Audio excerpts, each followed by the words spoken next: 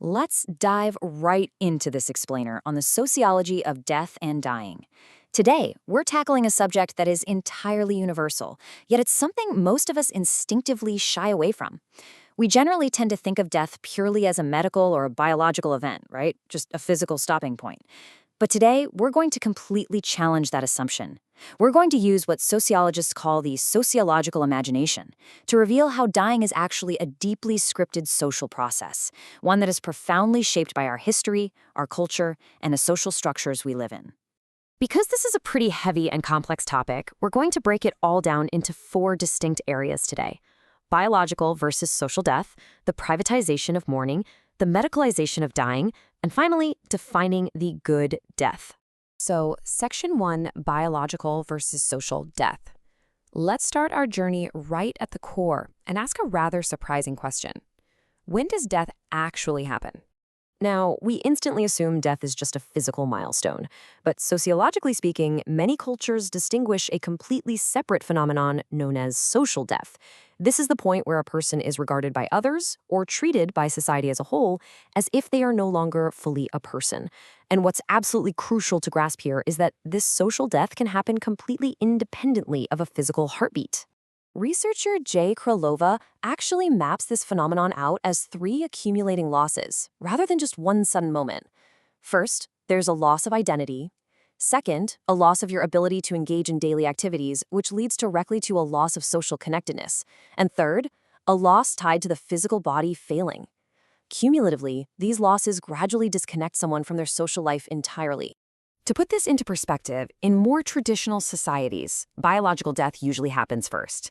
Then, specific mourning customs and funeral rites act as a tool to facilitate the social death, essentially helping transition the deceased from the realm of the living to the ancestors.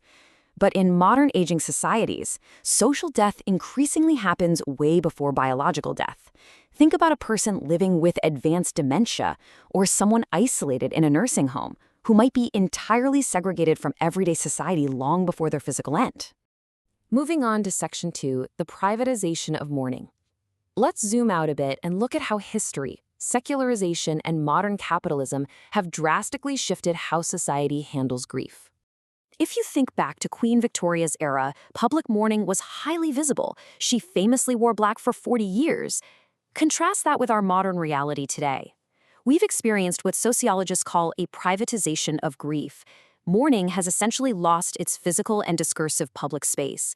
Today, there's this unspoken expectation that we should just carry our grief privately and individually, mostly so it doesn't disrupt the smooth, productive running of our modern society. So, why exactly do we do this? Well, sociologist Peter Berger argues that we hide death away because modern capitalist societies are built entirely on acquiring wealth, working hard, and building material identities. If we were forced to confront death, the great inevitable equalizer, on a daily basis, we might actually start questioning the very point of our capitalist pursuits. If you've ever awkwardly tried to change the subject when death comes up at a dinner party, you know exactly what this means. It's just culturally convenient from modern society to sequester death away so we can all keep on producing. And that avoidance leads us perfectly into Section 3, the medicalization of dying. We're going to explore how the physical location and the organizational processes surrounding death have fundamentally shifted. Despite surveys consistently showing that most of us would prefer to pass away at home, data out of the UK reveals a starkly different reality. The hospital is by far the most common place to die. Death has been deeply institutionalized. It's been moved away from the family home and the community priest and placed firmly into the hands of healthcare professionals and doctors in highly clinical settings. So the real takeaway here is that dying went from being viewed as a totally natural part of the human condition to a highly managed medical event. This is what we call the medicalization of death construct. The focus shifted heavily toward technical symptom control, and hospitals essentially act to hide sickness and death away from the public gaze. Furthermore, this dynamic forces healthcare professionals to act as death brokers. They have to navigate this incredibly tricky, tense line between curing a patient and letting go. And historically, because medicine is so focused on curing, doctors have often risked viewing a patient's death as a professional failure.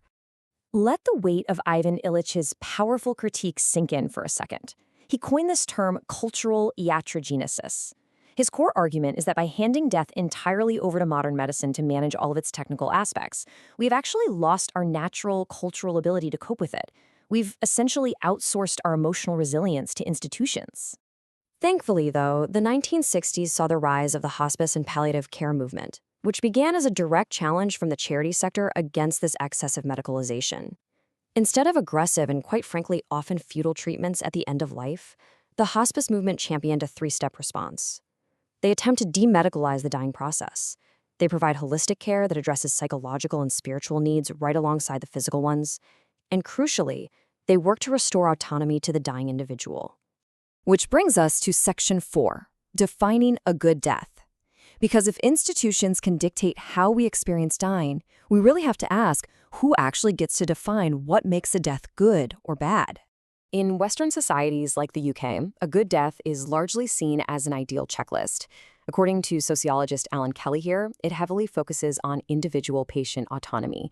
It's all about having an open awareness of the prognosis, having the time to settle emotional accounts, sorting out your practical affairs and wills, relinquishing formal work roles, and having the time to say your proper farewells. It is a highly individualized, very communicative ideal. Conversely, a bad death is characterized by pain, loneliness, sudden distress, and a total lack of preparedness.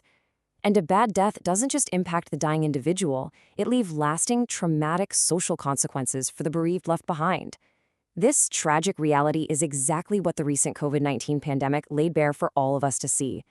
The social conditions of the pandemic forced so many people to die in sudden, traumatic isolation in hospitals, completely denying them that Western ideal of a good death, and leaving incredibly deep scars on grieving families.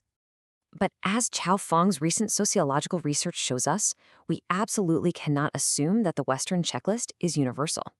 In collective cultures, like in China, for example, the ideals are vastly different. Instead of strict individual autonomy where the patient demands total disclosure, a good death in China relies on negotiated autonomy. Family decisions often take absolute precedence over the individual's choice. The ultimate goal isn't necessarily individual legacy, but preserving a unified, respectful family experience. As we wrap up this explainer, I want to leave you with a pretty provocative question to ponder. When the time comes, what will a good death actually mean for you? I hope you can now see that whatever your answer is, it won't just be shaped by your biology or a doctor's chart. It's going to be profoundly shaped by the society, the history, and the specific culture that you live in. Thanks so much for learning with me today.